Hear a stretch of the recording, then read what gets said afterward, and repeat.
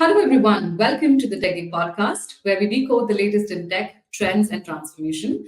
I'm your host, Sukriti. And today's episode explores a space that touches all our screens quite literally, the media entertainment industry, and how it's being reimagined through cloud and AI/ML technologies. From the way content is created and distributed to how it's consumed and monetized, this industry has undergone a dramatic shift. And driving much of this change are cloud-based innovations and air-powered solutions. Now, joining us today is someone who's been at the forefront of this revolution, Srividhya Srinivasan, co-founder and Chief Customer Success Innovation Officer at Amagi, a global leader in cloud media tech. Shri, such a pleasure to have you here with me today. Very nice to connect with the audience of Tech Gig today. Thank you for having me here. Great. So let's kick off things with the why. The media industry has evolved rapidly from traditional rigid on-prem systems to agile cloud-based platforms. Shri, could you tell us why cloud technology has become a critical one for media companies in today's landscape? Yeah. So, firstly, we need to understand that for any media company, the processing that is required is very high. So, they earlier used to rely upon expensive on premise hardware, and therefore they incurred a lot of operational costs as well as they needed a large team to manage that hardware. Then, later on, when cloud technologies came in with the help of companies like Amagi, they soon adapted to cloud based solutions, which helped them to scale their operations very easily, and also it helps them to pay as you go model. They don't have to buy all the hardware upfront and keep spending money on it. Instead, they can pay as you go. Now imagine you're a sports media company. You got the rights for a sports tournament or a sports game, full game, right? And you want to telecast that. Now, typical before the existence of cloud solutions, what used to happen was the business per head will go and talk to the operations head and tell them that, hey, I need this by say October, and the person would start procuring all the hardware, and they might have some problems. They may not be able to go live by the timeline that they're looking at because they're highly dependent on assembling the whole solution before the time of the event. Now, with the cloud based technologies, all of these problems do not exist. You can scale as you need and you can bring it down as you need. So, this helps media companies to scale their business easily, efficiently. This is one of the fundamental reasons why media companies adopt cloud. Okay, let's talk about bringing AI into action here, Shri, and how powerful the entire combination is when it comes to cloud and AI. These technologies are working hand in hand to transform the media workflows and the viewer experience differently. Now, how do you see AI and unified cloud solutions revolutionizing the entire industry? Yeah, this is a great question. So, as you all know, that AI requires a lot of horsepower to run, right? So, actually, AI and cloud go hand in hand. If cloud did not exist, AI wouldn't have come this far, and therefore, it's fundamentally needed for media. So, let me give you an example. So, today you must have seen a lot of solutions which automatically create subtitles or captions whenever one speaks in one language. So if a podcast like this goes in English, you can automatically create subtitles in Hindi and several languages that we need. How does that solution work? The solution actually requires a heavy end of speech to text processing, which happens, which gets triggered on the cloud. Several parallel processing workflows can be run on the cloud, and since media workflows require such processing, right? So AI and cloud go hand in hand in providing solutions for the media industry. I can give several examples. So let's say you want to analyze the video and you want to identify the aha moments in the video. So maybe it's a sports match and you want to identify the goals, when it happened, when did the yellow card happen, or let's say it's a news podcast and you want to know, you want to create short news stories.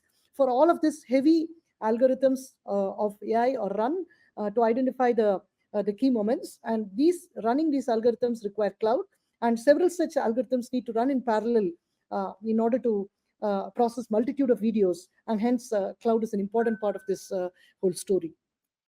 Okay, so now let's talk about the business impact and the operational part of the entire industry here, beyond the tech wow factor that you've mentioned, and the entire company scaling and streamlining. How are the media companies scaling and streamlining the daily operations using cloud and AI? Yeah, so So in case of daily operations, right, like that kind of see, there are several ways in which these media companies work with cloud. Some of them have their own cloud infrastructure wherein they operate, and which means that as a daily infrastructure, they need to take care of the fact that the cloud utilization is done in the right way.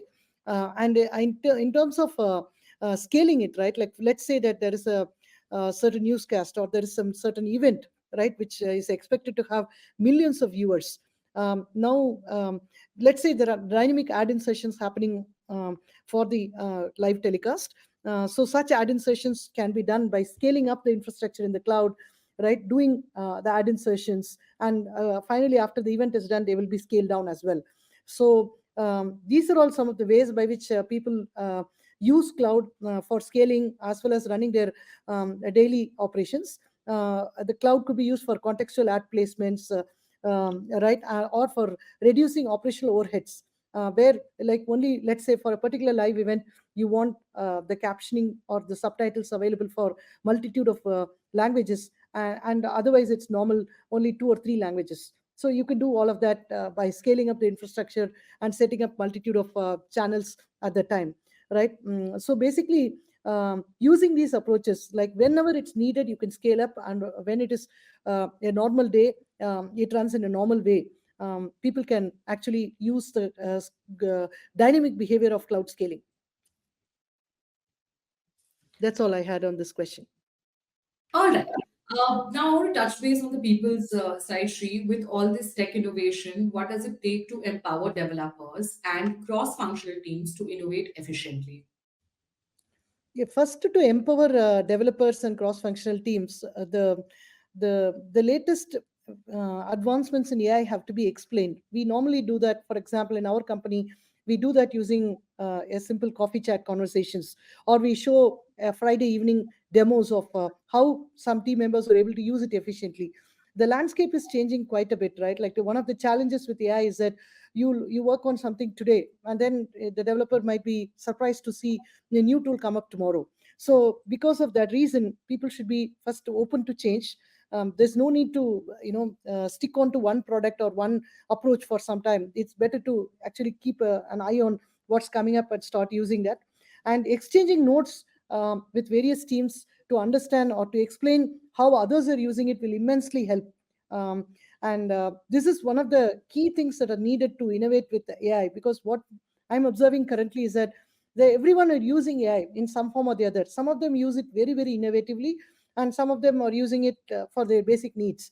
So, if we are able to showcase how it has been used for innovation, right, and kindle the thoughts within various developers, that will really help them to understand how they can use it and use it in their daily jobs. So, I feel it's a journey. It'll take some time, but eventually people will catch it. Okay, and Shri, for developers and technologies looking to grow in the media tech, let's just say, what skills or mindsets should they be focusing on? So one important skill with especially AI LLM is actually prompt engineering. Means how do you give the prompts in such a way that without you spending all the time, you can actually get the job done. For example, I do this quite a bit nowadays. Let's say that I want to develop a product specification for one of the products that we are looking at. Earlier, either myself or the product managers used to sit and write several page specification, which will take months to complete. Right now, what we do is we use a deep research mode of ChatGPT or any one of these LLMs, and we prompt them with relevant questions. We prompt them with relevant inputs to get answers for a specification, let's say. And then once the specification comes, you need to read it thoroughly. In fact, you should read word by word, line by line, and prune down whatever you don't need or add what is really required. And take it to such an extent that you can now convert it into a real product specification and go from it. This is extremely important. So learning how to use the AI tools, right, by giving the relevant prompts and understanding how the product really works is very important skill to use AI. Okay, now moving on to the last segment, and this should be a little glimpse of what the future looks like. And before we wrap, I'd love to hear what excites you the most, Shri. What are some upcoming AI innovations in media tech that you're watching very closely, and you have an eye? at? And what does the future of the media tech industry looks like to you at this point in time? No, actually, we are in a very exciting moment with AI in the media industry. With respect to media operations, I feel AI will simplify media operations quite a bit, which was quite complex earlier. There could be days wherein, instead of an army of people running events, especially live events, a simplistic team would be able to do it. It will automate live production tasks quite a bit, as well as things related to transcripts and doing personalization and automatic captioning as well. Definitely, generative AI could be used in creating interesting content around metadata, content around movie promos, um, right? Content about highlights, content about summarization. All of those are happening. In fact, they're happening today. The future is also like we looked at in the media operations. Monitoring is one of the key things that people do. We imagined a big monitoring room in which no one is sitting and the systems are getting monitored by themselves, and automatically corrective actions would be taken. Right. And the future of human and AI co-creation is also coming on the way with in terms of media content production as well. These are some of the things that I feel would happen in the near term, very near term, as well as in the next few years. Fantastic predictions, Shri, I must say. This has been such an insightful conversation. Thank you so much for your time and expertise, that you've shared with us today. Any final thoughts for our listeners before we sign off today? Thank you very much for having me over here. AI is like electricity, like one of the key technologists of AI who says, Andrew Ng, AI is electricity. How you can use electricity is in the hands of you in terms of applications. Similarly, how AI can be used in media or in any other industry is in the hands of people, who want to use it, make use of it in the best way, for the benefit of human. And I hope that we will see that coming through in the upcoming years. Thank you very much for having me here. Okay, and that's a wrap of this episode. If you found today's discussion insightful, audience, do follow the show, share it with your friend, and stay tuned for more deep dives into tech and transformation. I'm Sukriti. Until next time, take care and stay curious. Shri, thank you so much once again. Thank you. Thank you very much.